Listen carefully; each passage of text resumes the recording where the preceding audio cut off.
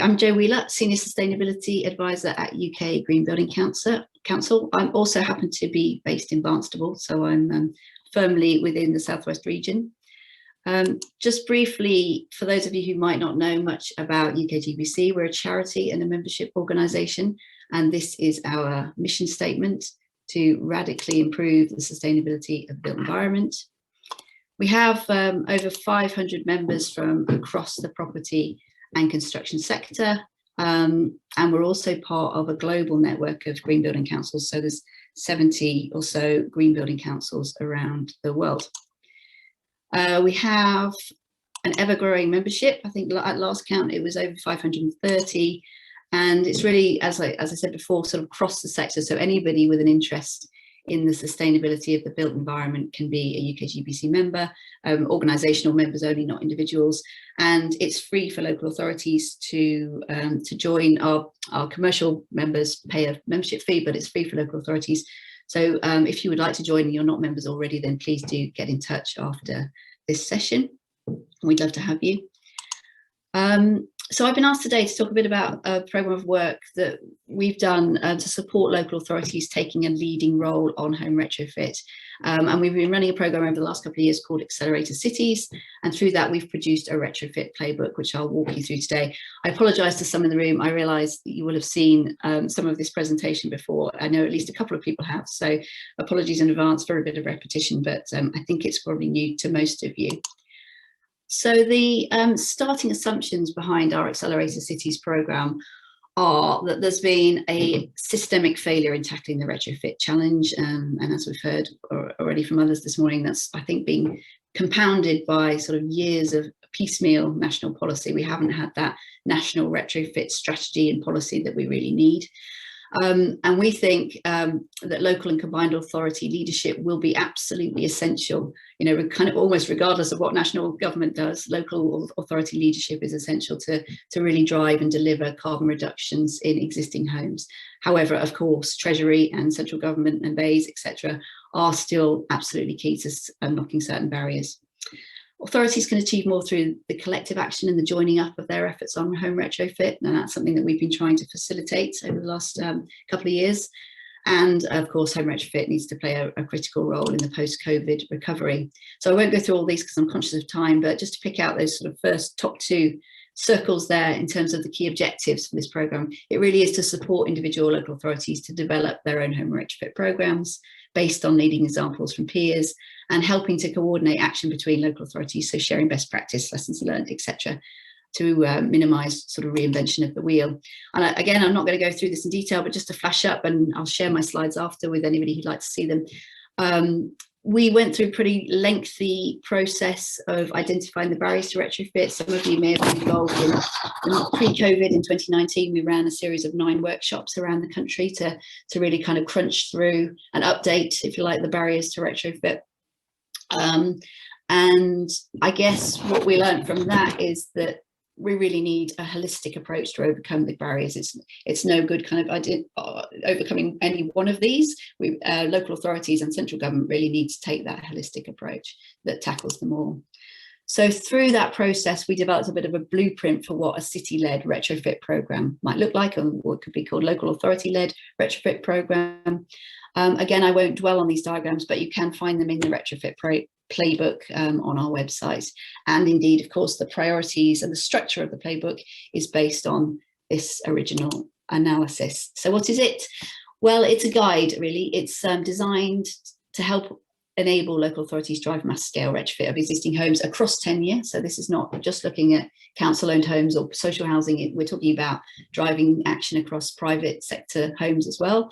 It's very much a live document, which is updated on a regular basis, and we want to feel it's sort of co-owned by the users, and so actively seeking sort of feedback and engagement about how it could be improved.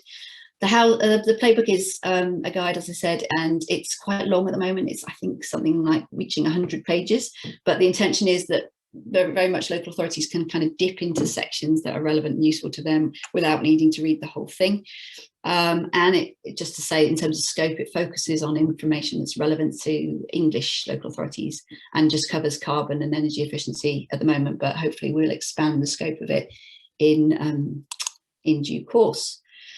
So when it comes to the role of local authorities in delivering retrofit, what's clear is that it's neither a responsibility nor a challenge that they can do alone. Different authorities we know and have heard very much that will have different capacity and resources and political willingness to lead in this area. So the playbook really tries to offer a bit of a spectrum of activities that that you can engage with, and outlines a number of different roles that local authorities can play, including facilitation. So, for example, bringing a coalition of willing individuals and groups in the local area together, marketing and communication, a really kind of key message about getting trusted advice to your residents, coordination. So for those local authorities who kind of want to play a more active role in terms of being a bit of a linchpin and coordinating action in the area. Being a trusted partner, so time and again evidence shows that local authorities are more trusted than other organisations, including national government. So partnering with third-party retrofit schemes can really help increase their reach and impact. Supporting the growth of local skills and supply chains, for example, through promoting accreditation, and taking a leading role through deep retrofit on council homes and working with RSLs on social housing to stimulate the supply chain. So these are the areas covered by the playbook: setting targets and overarching strategy, how to develop a one-stop shop to kind of guide your householders through the process, engaging householders and landlords, finance, skills and supply chain, and a separate chapter on engaging RSLs. And I'll briefly kind of walk you through each one. So the first one, targets and strategy. The topics covered in this section look at the key components of a retrofit strategy. It also considers, the message we heard time and time again was about the lack of, and we've heard again this morning, the lack of resource that local authorities have to really kind of scale up their ambition on delivering retrofit across 10 years. And so it considers ways to fill that gap, to start filling that gap through, for example, knowledge sharing, coalition working, and refocusing, potentially refocusing existing roles and existing funding streams. And I'll talk a bit more about that when I come to the finance section in a minute as well. It looks at setting targets for retrofit, and we're very aware that organisations like LETI are currently working on a sort of roadmap for the retrofit of existing homes, which when published, we will then sort of plug into the playbook. And UKGBC is also currently running a whole life carbon roadmap, where we're looking at what the journey to achieve net zero whole life carbon by 2050 looks like across the different building sectors, including existing homes. That's due to be published by COP26 this year. So we also look at how whole house retrofit, is it best to do it in one go, or a staged approach. Monitoring impacts using things like we're also producing a framework through our Build Upon 2 programme to really capture the co-benefits of building renovation, the social, environmental and economic impacts of building retrofit, and capture those in a consistent way. And we go into some detail about sort of example city strategy approaches from Greater Manchester and Leeds in particular. So each section contains a series of sort of key actions and suggestions, I guess, recommendations for local authorities. I won't go through those for each section, but I thought I would pull out these ones for the targets and strategy, given this session is about that. So we suggest convening a coalition of willing partners in the area to take forward and help resource the development of a retrofit strategy. This is something that I think that's worked extremely well in the Leeds region, the Leeds City region. So they're working with community groups, they're working with both of the universities in Leeds and other stakeholders to really try and kind of pull their retrofit strategy together and their wider climate change strategy through the Leeds Climate Commission. And I think that really remarkable progress has been achieved there. Although they would argue they're kind of still at the fairly beginning of the journey. I think that they're probably, as far as I know, kind of the furthest on in terms of getting their retrofit strategy together. We also suggest baselining the local authorities' current circumstances, so political and stakeholder engagement, data, etc. And then it's a case of really identifying the most appropriate routes to getting a strategy and targets in place, again through learning from best practice from peers. Raising the profile of retrofit as an issue and as a priority, and the co-benefits of that across health, etc., within local authority departments to hopefully leverage further resource and buy-in. And of course, working with organisations like us and Ashton and other coordinating bodies to share knowledge and experience, so that we can kind of try and make best use of scarce resources. So section 2, we look at developing a one-stop shop. What is a one-stop shop? Well, it's a way really of trying to overcome the complexity of retrofit for the householder or the landlord, and deliver relatively hassle-free home upgrades. So under this model, the multiple services are bundled together to offer householders a kind of end-to-end journey. And Liz might talk a bit about that, and the work of Retrofit Works on this in a minute. And what people told us is, and evidence suggests, is that services that really kind of handhold people through the process with independent advice from a trusted source are likely to have the greatest chance of success. And so we think about the customer journey, right from marketing and letting people know that their home needs some work in the first place, right through to monitoring once the work has been gone, and ongoing performance monitoring. And in this chapter, we signpost to a guide written by Innovate, which was actually co-written by Liz's colleague Russell Smith from Parity. We didn't want to reinvent the wheel ourselves and do our own guide, so we signposted that very good guide about how to set up a one-stop shop. The third part looks at engaging householders and landlords, and looks at kind of different messages that might work with different audiences depending on tenure type, depending on whether people are able to pay or less able to pay, or social housing tenants.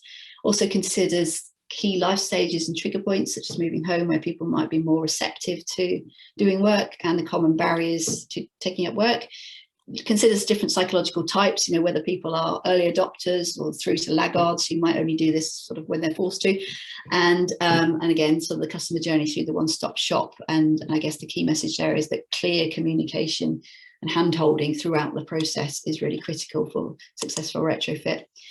And actually, since we wrote the playbook, we've undertaken some market research. I won't go through all this in great detail, but we wanted to try and help local authorities better understand how to encourage householders to take a whole house retrofit approach, rather than the kind of single measure approach that we tend to see if people do work in the first place.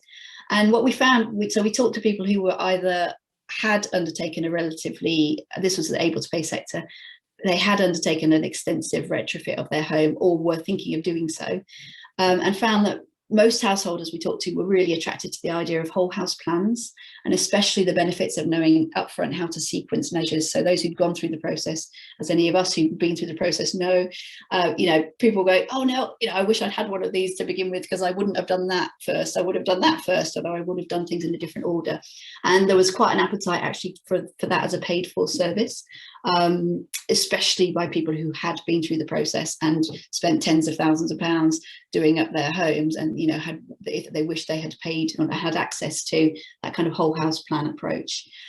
Unsurprisingly, I guess, because other research has recently confirmed this as well, people believe installing a gas boiler is an energy efficient thing to do, so they're not thinking in terms of renewable heat at the moment, even those who are at the kind of greener end of the spectrum.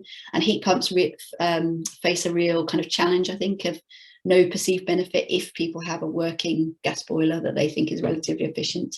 So I think one of the ways we might be able to overcome that is by offering a bit of a package of renewable energy. For example, people quite like the idea of being energy self-sufficient.